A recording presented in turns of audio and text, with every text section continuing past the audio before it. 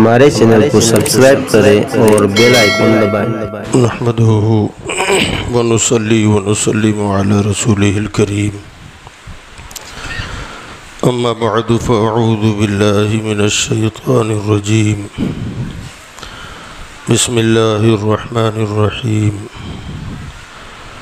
ان اللہ وملائکتہ یصلون علی النبی یا ایہا الذین آمنوا صلوا علیہ وسلموا تسلیما۔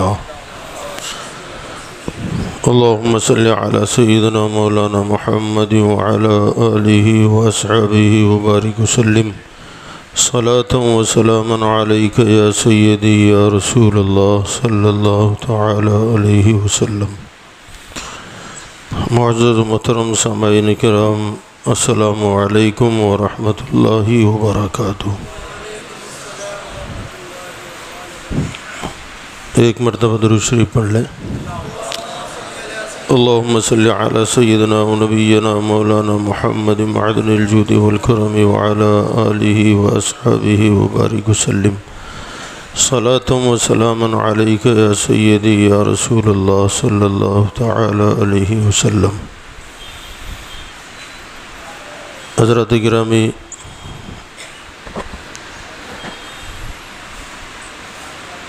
خطبے کے بعد ہم نے آیت درود ہی تلاوت کی ہے۔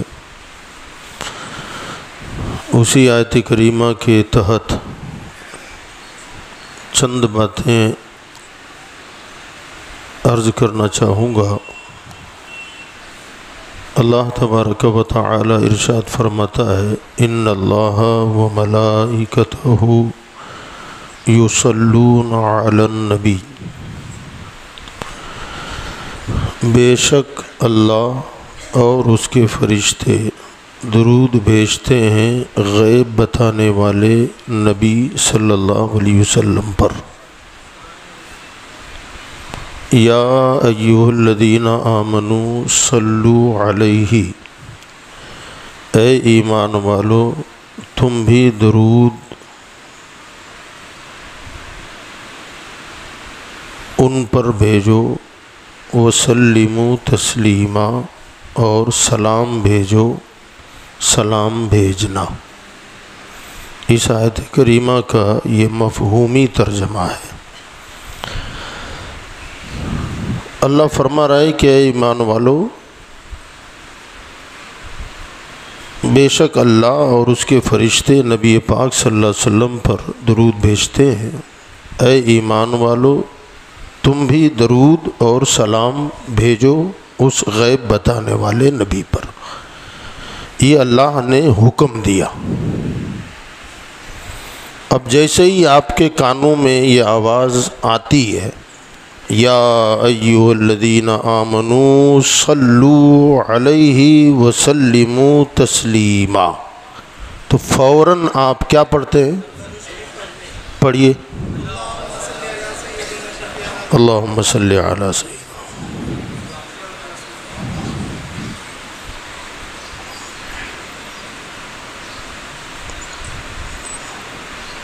اللہ تعالیٰ نے ہم کو، آپ کو، اہل ایمان کو درود و سلام کا حکم دیا۔ اللہ نے نماز کا بھی حکم دیا، روزے کا بھی حکم دیا، حج کا بھی حکم دیا، زکوٰۃ کا حکم دیا۔ لیکن قابل غور بات یہ ہے کہ اللہ نے نماز کا حکم دیا کہ تم پڑھو، یہ نہیں کہا کہ میں بھی پڑھتا ہوں۔ حج تم کرو، کیونکہ اللہ نماز پڑھنے سے پاک ہے، اس کے لیے پڑھی جاتی ہے۔ حج بندوں کو کہا تم کو کرنا ہے۔ اللہ حج کرتا ہے، نماز پڑھتا ہے، روزہ رکھتا ہے، مگر یہ وہ عمل ہے درود و سلام کا۔ اللہ فرماتا ہے بندو تم بھی پڑھو، کیونکہ میں بھی پڑھتا ہوں۔ نماز خود نہیں پڑھتا، حکم دیتا ہے۔ روزہ خود نہیں رکھتا، حکم دیتا ہے۔ درود و سلام فرمایا میں بھی پڑھتا ہوں، تم بھی پڑھو۔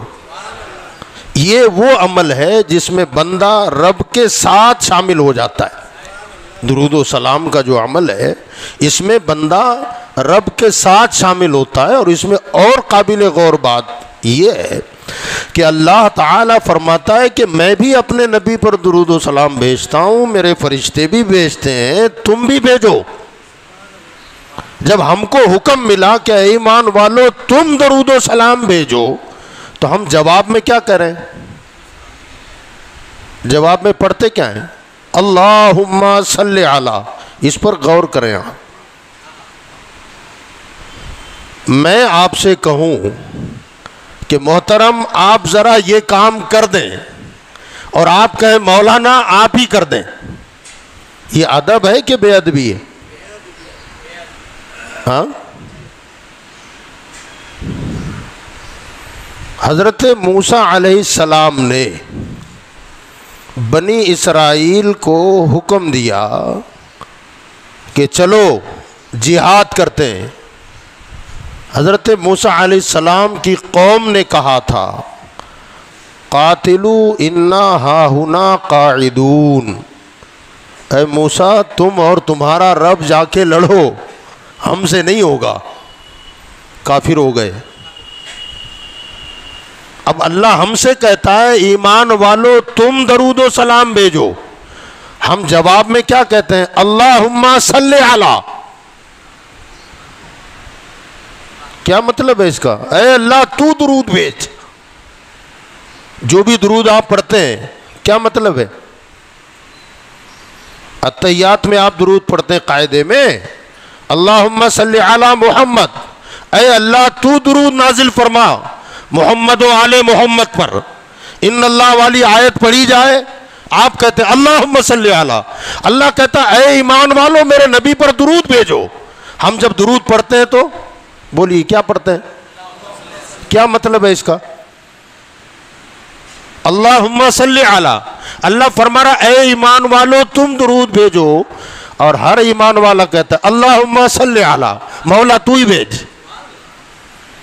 یہ بات ہے نا قابل غور؟ وہ ہم سے کہے کہ تم بھیجو، اور ہم اس سے کہتے ہیں کہ تو بھیج۔ تو سوال یہ ہے کہ آخر یہی اسی طرح درود پڑھا جاتا ہے؟ صلی اللہ علیہ نبی پڑھیں آپ تب بھی مطلب وہی ہوگا، اللہم صلی علی پڑھیں تب بھی مطلب وہی ہوگا، اللہم بارک علی پڑھیں تب بھی مطلب وہی ہوگا۔ ہم نہیں کرتے تو کر، کیا مطلب ہوا اس کا؟ علماء اور مفسرین نے فرمایا بات دراصل یہ ہے کہ اللہ تبارک و تعالی کے محبوب صلی اللہ علیہ وسلم کا مقام اور مرتبہ اتنا بلند ہے، اتنا عظمت والا ہے کہ ان کے اصل مقام کو ہم اور آپ کیا؟ ابو بکر کے لیے حضور نے فرمایا یا ابا بکر لم یعرفنی غیر حقیقت ربی، اے ابو بکر میری حقیقت کو میرے رب کے سوا کوئی جانتا ہی نہیں ہے۔ جب حضور نے حضرت ابو بکر سے کہا جو مسلسل ساتھ رہے، کہا کہ جب ابو بکر جیسا آدمی نہ جان سکا تو اے لوگو پھر تمہاری کیا اوقات کہ تم محمد کے مرتبے کو سمجھ سکو، ان کے مقام کو پا سکو۔ اب جب ہم ان کے مقام اور مرتبے کو کما حق ہو سمجھ ہی نہیں سکتے تو اب بندہ عاجزی کے ساتھ کہتا ہے میرے مولا تو مجھ سے کہہ رہا ہے کہ ان پر درود بھیج، باری تعالیٰ ان کے اصل مقام اور مرتبے کو تمہیں جانتا ہی نہیں ہو۔ مولا میری طرف سے گزارش یہ ہے کہ تو ان کے مقام کو جانتا ہے، ان کے مرتبے کو تو جانتا ہے، اب جیسے ان کے سایہ نشان درود ہے میری طرف سے بھی مولا تو ہی نازل فرما دے۔ بندہ اپنی عاجزی کا اظہار کرتے ہوئے اپنے رب سے کہتا ہے کہ مولا تو ہی نازل فرما دے۔ یہ بندہ عرض کرتا ہے۔ اللہ تبارک و تعالی نے یہاں ارشاد فرمائے، اس آیت کریمہ کو کی جو ابتدا ہے میں سمجھتا ہوں سبھی کو یاد ہے، بولیں شروعات کہاں سے ہوتی ہے اس آیت کی؟ ان اللہ ہے نا، یہ انا جو ہے نا، انا یہ حرف انا تاکید کے لیے آتا ہے، اور تاکید کا مطلب ہوتا ہے کہ اس میں شک مت کرنا. انا کا مطلب ہوا بے شک، اس میں شک نہ کیا جائے. تو سوال یہ ہے کہ اس آیت کریمہ میں جس میں درود اور سلام بھیجنے کا حکم ہے حضور پر، اس میں کس کا شک دور کیا جا رہا ہے؟ اچھا، اس سے پہلے میں ایک بات اور عرض کر دوں کہ اللہ نے ہم سے کہا ایمان والو تم درود و سلام بھیجو میرے نبی پر، تو ہم کیا کہتے ہیں؟ اے اللہ تو درود نازل فرما. اب جب بندے کہتے ہیں کہ مولا تو درود نازل فرما، تو یہاں ایک سوال مزید کھڑا ہوتا ہے کہ اللہ درود کون سا بھیجتا ہے؟ یہی جو ہم بھیجتے ہیں؟ اگر یہی ہوا تو یہ تو شرک ہو گیا. اگر اللہ کہے اللہم صلی علی، تو اس کا مطلب کیا آتا ہے؟ اے اللہ تو درود نازل فرما. اللہ کہتا ہے میں درود بھیجتا ہوں، میرے فرشتے بھی بھیجتے ہیں. ہم سے کہا کہ ایمان والو تم بھی درود و سلام بھیجو، ہم جواب میں کہتے ہیں اللہم صلی علی، اے اللہ تو درود نازل فرما. تو سوال یہ ہے کہ اللہ کا درود کون سا ہے؟ ہمارا تو ہے اللہم صلی علی، اللہم بارک علی. اللہ کا درود کون سا ہے جو وہ بھیجتا ہے؟ تو علماء فرماتے ہیں کہ اللہ تعالیٰ کا درود یہی ہے، الصلاۃ والسلام علیک یا محمد، الصلاۃ والسلام علیک یا حبیبی، الصلاۃ والسلام علیک یا نبی. اللہ تعالیٰ یہ درود، یعنی اس میں آپ سمجھ نہیں پائے. اصل میں وہابیوں کو اعتراض یہ ہے الصلاۃ یا کہہ کے مت پکارو، یا کہہ کے حضور کو مت پکارو. اب ان سے ہم سوال کریں کہ اچھا یہ بتاؤ حضور پر اللہ کون سا درود بھیجتا ہے؟ خدا کی قسم ایسے پھنسیں گے نا قیامت تک جواب نہیں ہے. جب اللہ یا کہہ سکتا ہے تو بندے کیوں نہیں کہہ سکتے؟ تو اللہ تبارک و تعالی اپنے حبیب پر درود بھی بھیجتا ہے، سلام بھی بھیجتا ہے.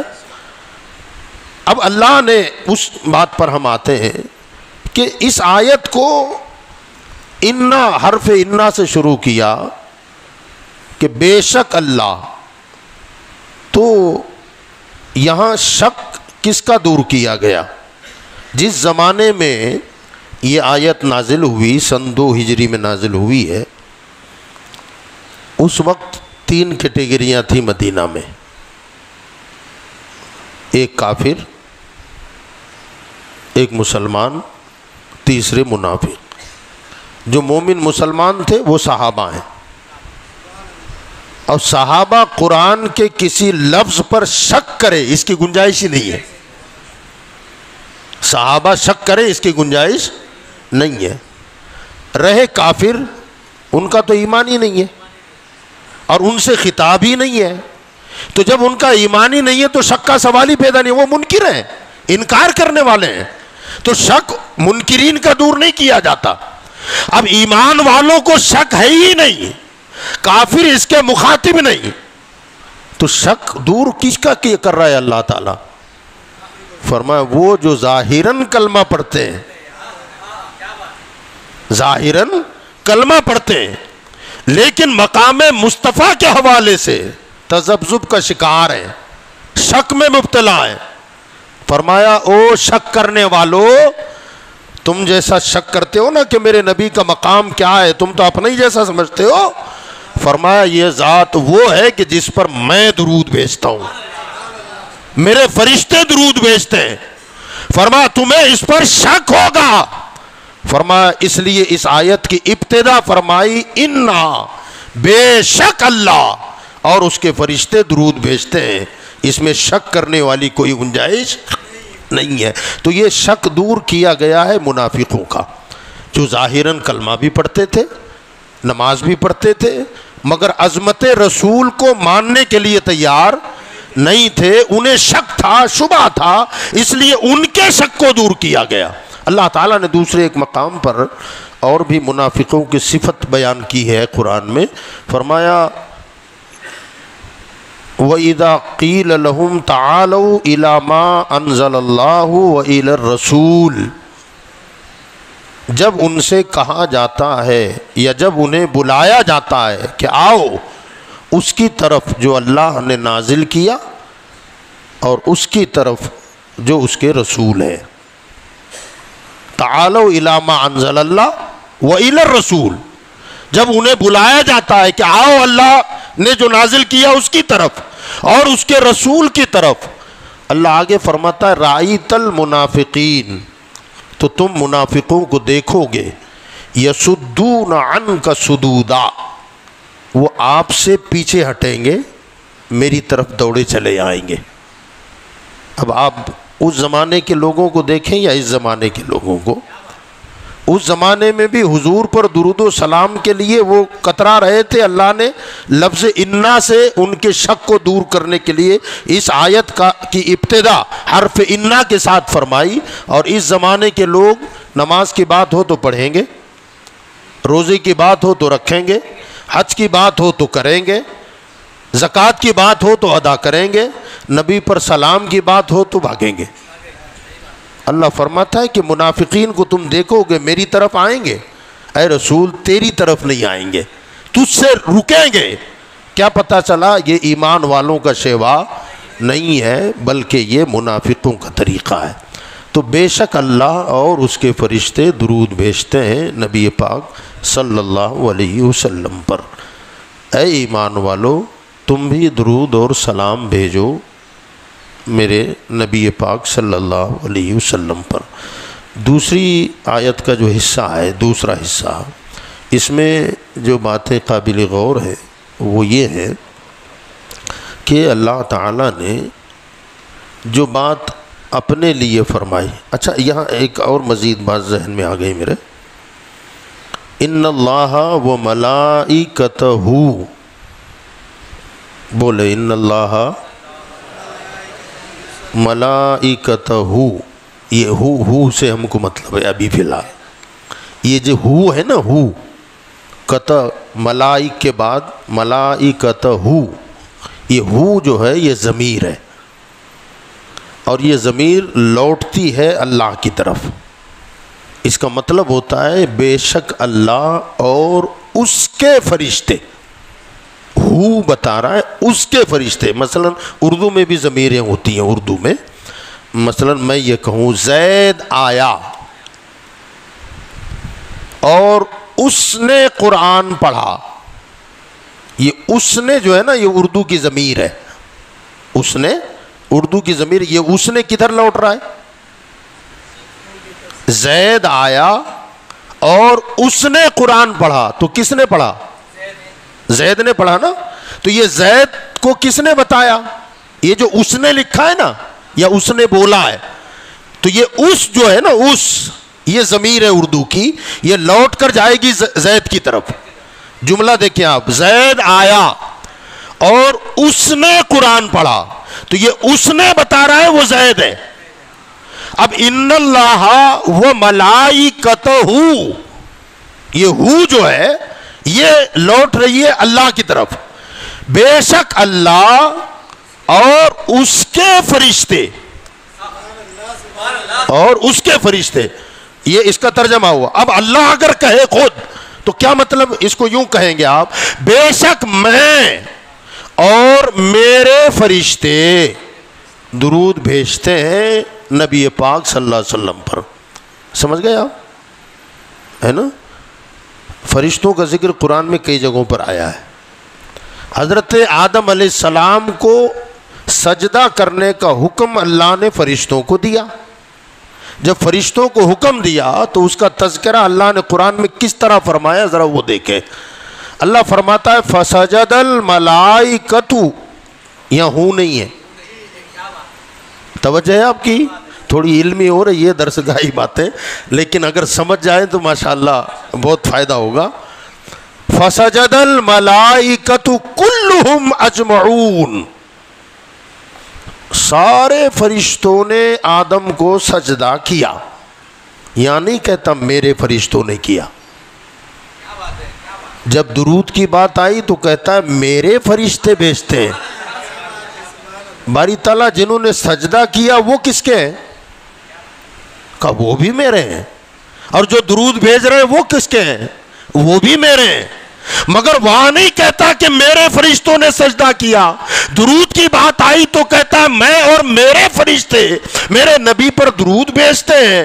علماء فرماتے ہیں اس انداز بیان سے پتہ چلتا ہے کہ اللہ یہ بتانا چاہتا ہے کہ لوگوں میرا مدینے والا میرا اتنا اپنا ہے کہ جو اس پر درود و سلام بھیجے میں اسے بھی اپنا بنا لیتا ہوں. حالانکہ سجدہ کرنے والے بھی اسی کے ہیں.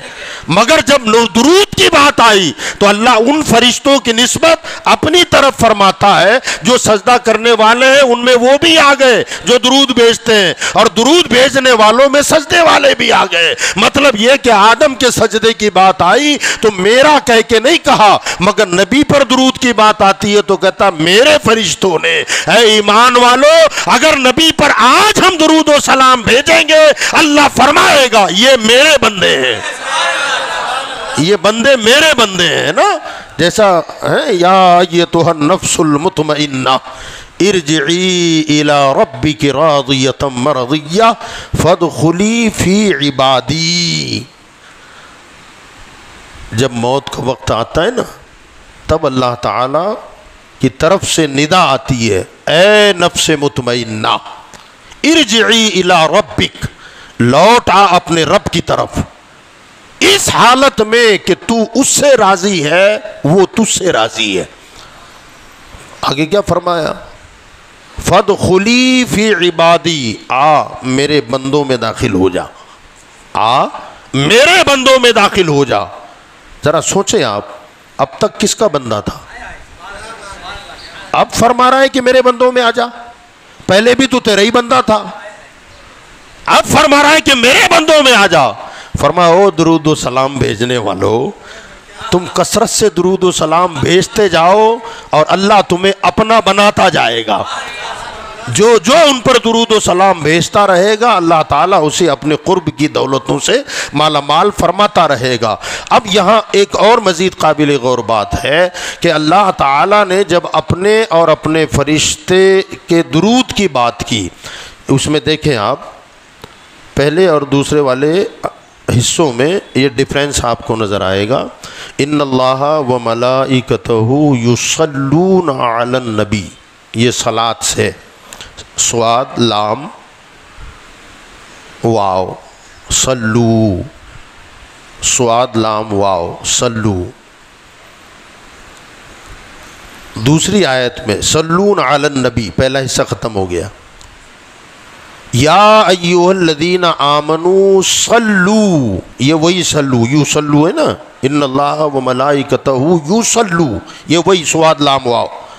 یا ایھا الذین آمنوا صلو, یہ صاد لام واو. علیہ وسلموا, یہ سین لام میم واو. صاد سے جو ہوگا وہ درود, سین سے جو ہوگا وہ سلام. سمجھ گئے آپ؟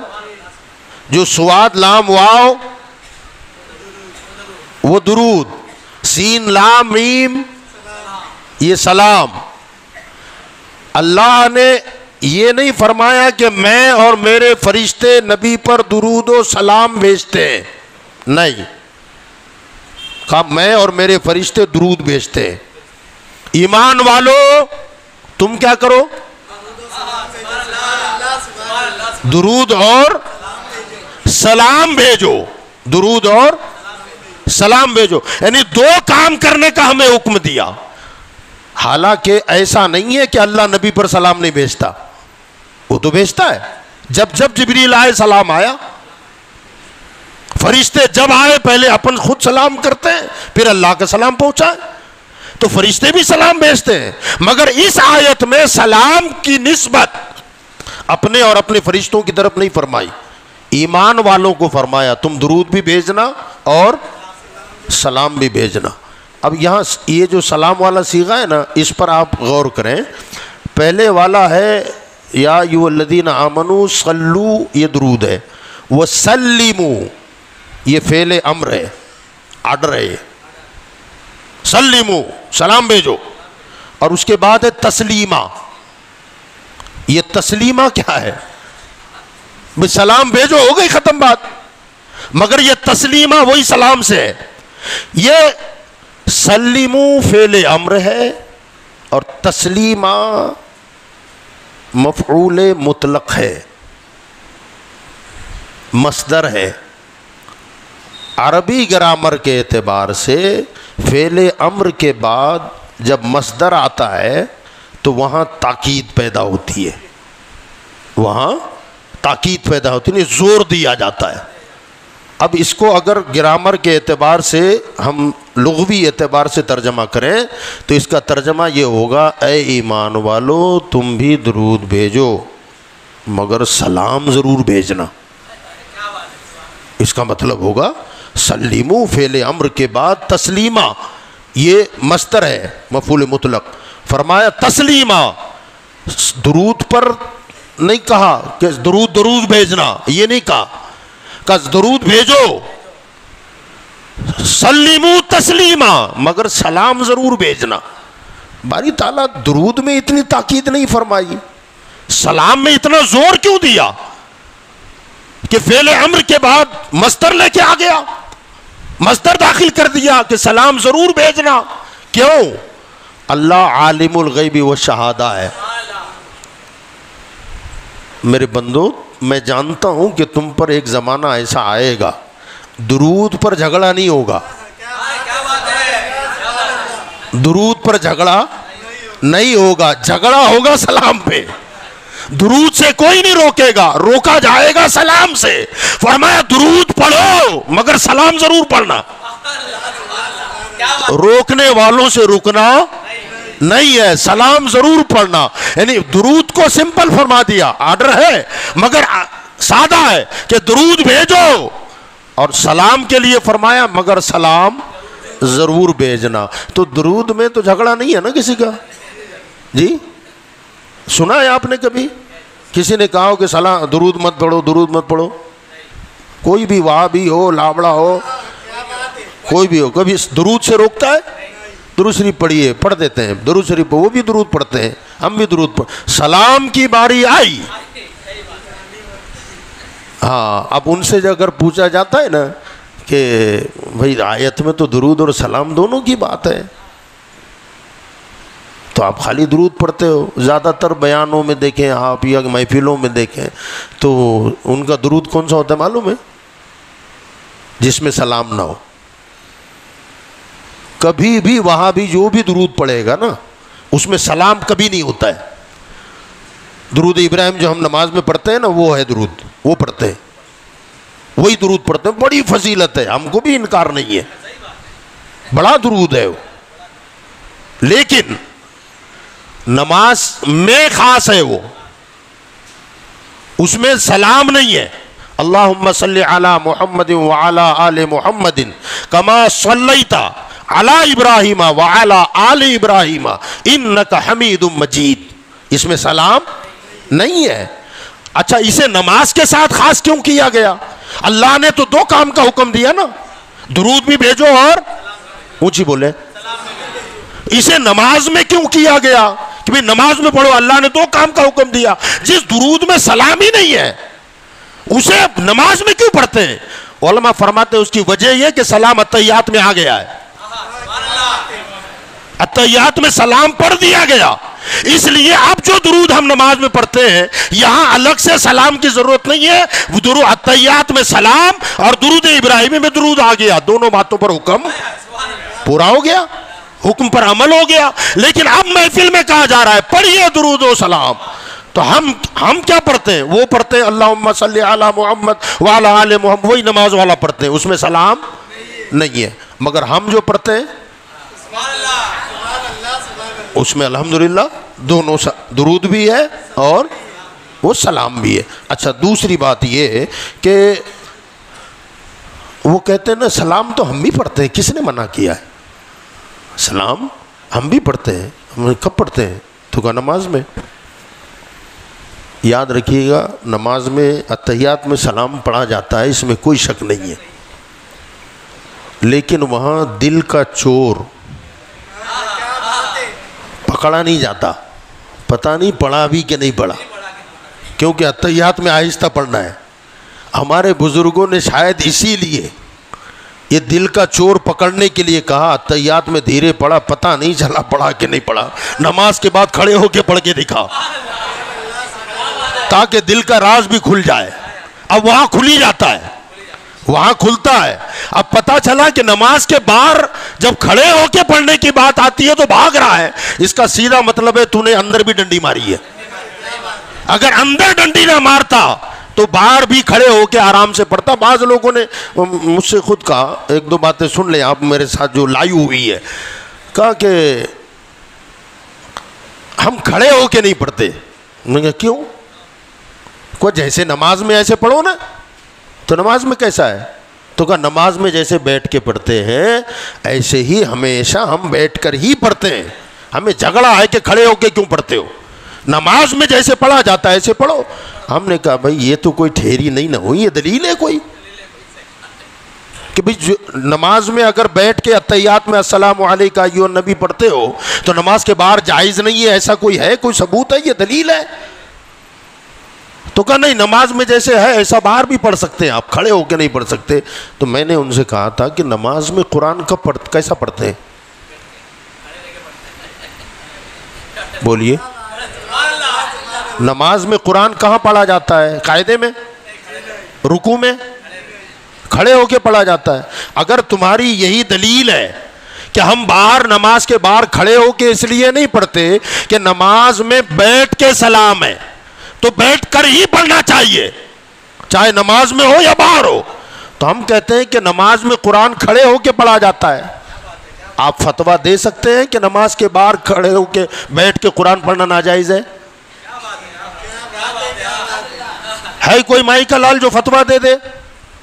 اگر یہ دلیل ہے تو اس کا مطلب یہ ہوا کہ نماز میں بیٹھ کے سلام ہوتا ہے تو نماز کے باہر کھڑے ہو کے پڑھنا جائز نہیں، تو سیدھا مطلب ہوا نماز میں قرآن کھڑے ہو کے پڑھا جاتا ہے تو نماز کے باہر بیٹھ کے پڑھنا ناجائز ہو جائے گا؟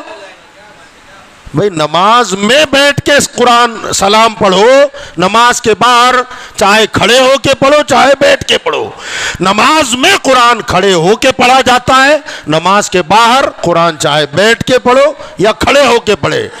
مگر جھگڑا اس وقت کھڑا ہوتا ہے جب کوئی پابندی لگاتا ہے۔ جب اللہ نے نہیں کہا کہ بیٹھ کے پڑھو کہ کھڑے ہو کے پڑھو، تم کون ہوتے ہو پابندی لگانے والے؟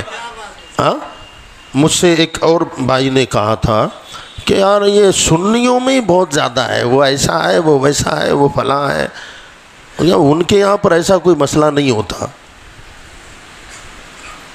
وہابیوں کو تم اپنی مسجدوں میں آنے نہیں دیتے؟ میں نے کہا نہیں آنے دیتے۔ وہ مجھ سے کہنے لگے کہ مولانا آپ اتنے مشہور آدمی ہیں، میں آپ کو ہماری مرکز کی مسجد میں لے جاتا ہوں، آپ سے 1 گھنٹہ بیان کرواتا ہوں، ہمارے یہاں پر ایسا کچھ نہیں ہے۔ میں نے کہا بڑی اچھی بات ہے، جب ہمارے یہاں نہیں ہے تو تمہارے یہاں کیوں ایسا؟ ہماری جماعت کو نہیں آنے دیتے آپ، ان کو درس نہیں دینے دیتے، بیان نہیں کرنے دیتے۔ بولے ہماری مسجد میں، ہمارے مرکز میں میں آپ کو لے جاتا ہوں اور اعلان کر کے آپ کا بیان ہوگا، لوگ بھی بیٹھیں گے۔ میں نے کہا ایک گزارش ہے آپ سے۔ کہا کیا؟ 1 گھنٹہ بیان نہیں، 2 مصرے سلام، اس کی پرمیشن دلا دے مجھ کو۔ میں ممبر پہ خدا کی قسم کہہ رہا ہوں، وہ آدمی ایک دم ایسا ہو گیا کہ نا سلام نہیں۔ میں نے کہا سلام سے تکلیف کیا ہے آپ کو؟ سلام سے پریشانی کیا ہے؟ میں نے کہا وہابیوں سے جھگڑا ہی ہمارا یہ ہے کہ ہم اپنے آقا کو محبت کے ساتھ سلام بھیجتے ہیں، اور یاد رکھیے گا محبتیں دیکھی نہیں جاتی، دکھائی نہیں جاتی، علامات محبت سامنے آتی ہیں۔ ہم اپنی سوسائٹیوں میں بھی جب بھی کسی کے لیے دل میں کچھ کالا ہو، کینہ ہو، بغض ہو، حسد ہو، سب سے پہلے سلام ہی بند ہوتا ہے، اور جہاں میل ملاپ ہو گیا سب سے پہلے اسٹارٹ ہی سلام سے ہوتا ہے۔ اب بس یہ دیکھو کہ کہ نبی پر سلام کہاں جاری ہے؟ جہاں سلام ہو رہا ہے اس کا مطلب نبی کی محبت ہے، اور جہاں سلام سے روکا جا رہا ہے اس کا مطلب ہے کہ محبت نہیں ہے، اسی لیے تو روکا جا رہا ہے۔ نہ خود پڑھتے ہیں نہ اوروں کو پڑھنے دیتے ہیں۔ بہرحال اللہ کی شان ہے۔ میں نے اس سے پہلے بھی کہیں کہا تھا کہ صلاۃ و سلام تو ہم پڑھتے ہیں مگر مسرور ہو کے پڑھتے ہیں۔ اللہ پڑھواتا تم سے بھی ہے، پڑھواتا ان سے بھی ہے، ایسا نہیں کہ وہاں بھی سلام نہیں پڑھتا ہے، پڑھتا ہے، کھڑے ہو کے پڑھتا ہے، مجمع کے ساتھ پڑھتا ہے، اور بلند آواز سے پڑھتا ہے۔ وہ مانے گا نہیں اس کو، مگر اللہ نے ایسی گوٹی پھنسائی ہے نا کہ اس کے پڑھے بغیر چارہ نہیں ہے۔ آپ کہیں گے کیسے؟ ابھی رمضان گزرا، تراویح ان کے یہاں بھی ہوتی ہے، ہاں یا نا؟ تراویح میں قرآن ہوتا ہے، قرآن میں سورہ صافات جب ان کا امام صاحب پڑھتا ہوگا تو اس میں نام لے لے کے سلام ہے نبیوں پر۔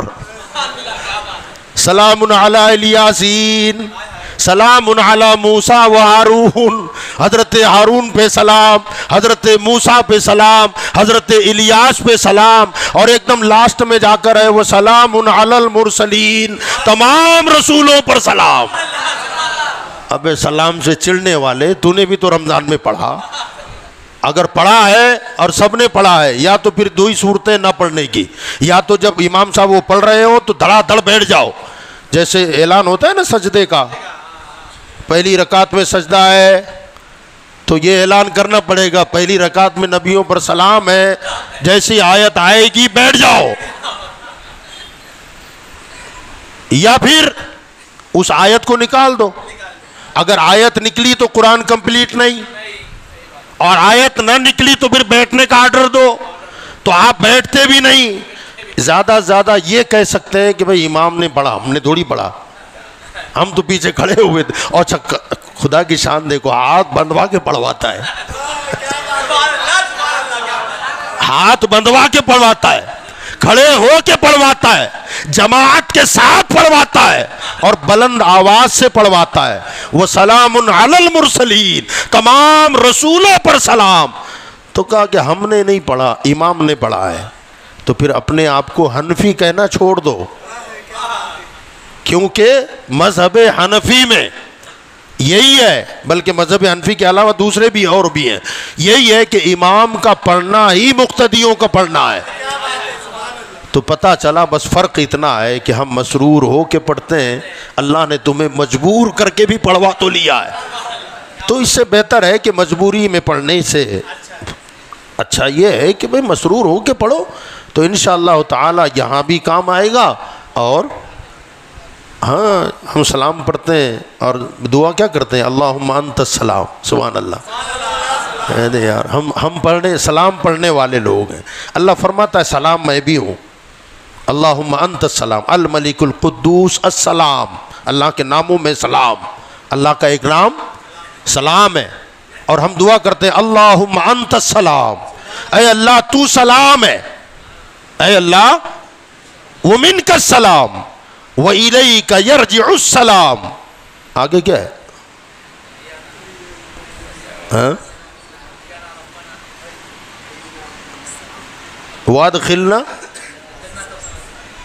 وادخلنا جنت دار السلام، اے اللہ تو سلام ہے، ہم پر سلامتی نازل فرما، اور اے اللہ دنیا میں بھی سلامتی عطا فرما۔ مولا جب قیامت میں آئے تو ہمیں دار السلام میں داخل فرما۔ پتہ چلا جنت کا وہ حصہ جسے دار السلام کہتے ہیں نا، وہ سلام پڑھنے والوں کے لیے خاص ہے۔ انشاءاللہ نبی پر درود پڑھو اور جنت میں سلامتی کے ساتھ دار السلام میں داخل ہو جاؤ۔ اللہ تعالیٰ مجھے آپ کو حضور صلی اللہ علیہ وسلم پر درود بھی کثرت سے اور سلام بھی کثرت کے ساتھ بھیجنے کی توفیق عطا فرمائے۔ وما علینا الا البلاغ۔